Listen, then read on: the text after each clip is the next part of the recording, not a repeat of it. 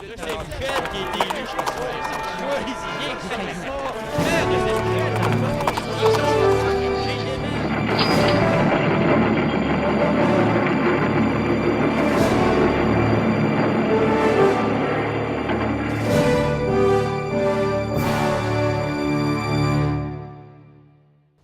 Bienvenue à la toute première émission Saint-Michel et Faya. Chaque année, la Faya porte un thème et cette année, c'est l'humain.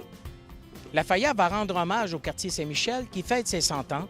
Son histoire va être représentée par des protagonistes comme les Carrières Miron et à Saint-Cheminées, à la métropolitaine, mais aussi à la mobilisation et à l'implication des résidents et des partenaires qui ont bâti tous ensemble le Saint-Michel d'aujourd'hui. Pour sa 8e année, la Faya permettra une fois de plus à des jeunes issus du quartier Saint-Michel de fabriquer une structure gigantesque et éphémère d'une dizaine de mètres en bois et en papier. Tout au long de l'été, les jeunes Fayeros et Fayeras participeront à toutes les étapes de la construction de la sculpture dans un processus d'accompagnement, de formation et d'intégration socio-professionnelle. Allons rencontrer notre premier Fayero, Alexandro. Je m'appelle Alexandro Toira, je suis un Fayero ici à l'ATU, mais je suis venu de Cuba. Ça fait 8 mois que j'habite ici au Québec. Puis c'est ça, je travaille en ce moment ici à l'ATU. Tu aimes le Québec? La Faya, je l'aime beaucoup, oui, oui. Et là, tu demeures dans le quartier Saint-Michel. Oui, j'habite au quartier Saint-Michel aussi. Excellent. Écoute, Alexandro, quels sont les critères pour devenir un Fayero? Oui, un des critères sont d'être sans emploi, d'être âgé entre 16 et 29 ans, puis être dehors de les études. Puis, c'est tout. Excellent. Puis, la mission d'un Fayero, le travail qu'il doit effectuer ici. C'est on réalise un projet que pour cette année, ça va référer à la centenaire del quartier Saint-Michel. Puis dans le projet, on fait toutes les choses qui représente un peu du quartier Saint-Michel. L'histoire du quartier Saint-Michel, voilà. En quoi consiste le travail d'un Fayero à la Faya?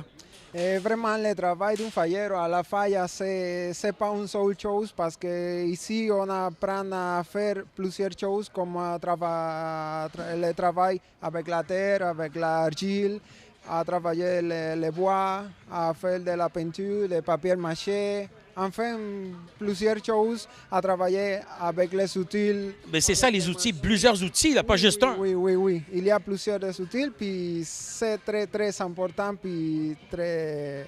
Valorisant aussi. Oui, oui, c'est ça.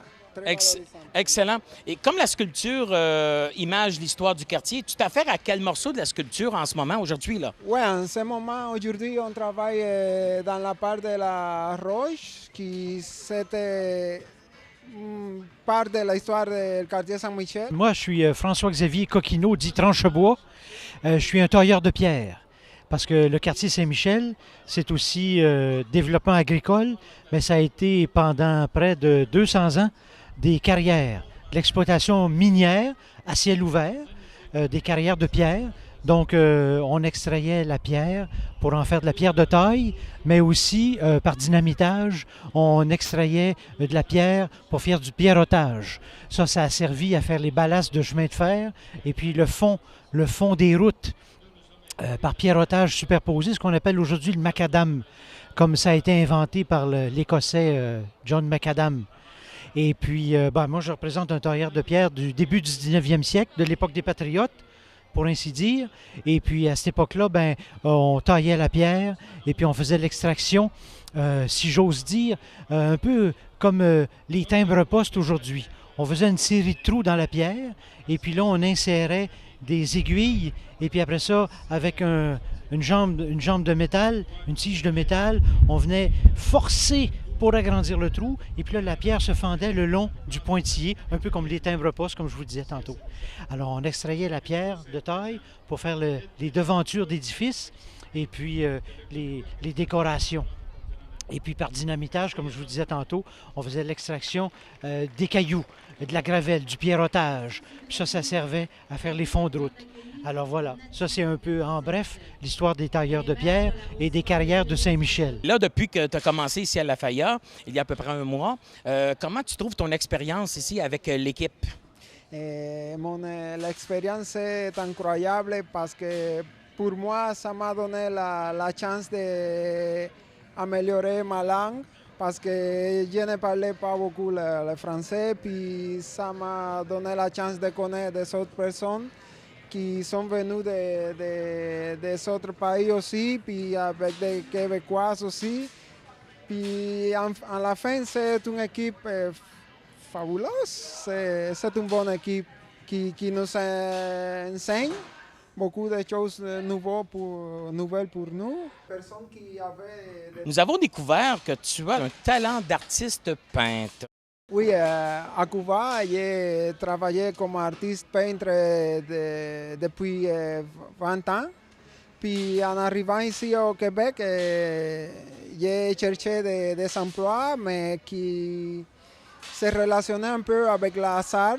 Puis je suis très heureux de trouver cet emploi ici, que c'est un travail à la TOU, mais ça me permet de continuer avec mon travail de la peinture. Puis c'est très intéressant parce qu'en ce moment, j'ai eu la chance d'avoir un projet avec les personnes âgées du quartier Saint-Michel. Tout en étant, en utilisant ton talent, Oui. toujours dans le cadre de la Faya Oui. et le centenaire aussi, Oui, oui. au HLM des Carriers sur le boulevard Saint-Michel. En fait, on travaille sur une flèche ou sur une étoile, mais à la fin, c'est toutes les choses que nous sommes en train de faire, c'est avec le thème du centenaire du quartier Saint-Michel. Puis tous ces gens-là sont très contents puis très motivés pour le travail. Puis c'est un bon projet parce que ça permet à la Faya puis à la TOU, tout ensemble, amener les projets sociaux puis humanistes de la TOU puis de la Faya, de l'amener dans ce coin du quartier Saint-Michel. Oui, ça permet aussi aux jeunes d'un peu d'enseigner, en fait de toi, d'enseigner la peinture, Oui. OK? Et en même temps, ce qui fait en sorte un peu comme l'intergénération, les jeunes avec les personnes plus âgées. Oui, c'est ça. C'est très, très important. Puis ça me donne beaucoup d'expérience de travailler avec ces personnes.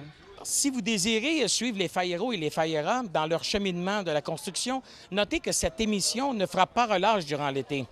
On va travailler fort. Mais oui, Hein? c'est Vous sûr, travaillez on va tout l'été, travailler là. très fort. Ben, moi En aussi, fonction de la Faya 2012. c'est ça. Merci. Et puis, je souhaite à tout le monde le 18 août de venir ici entre 8h et 10h le soir pour regarder, pour voir le spectacle Oui, l'embrasement. et l'embrassement de la sculpture. Excellent. Merci et à la prochaine.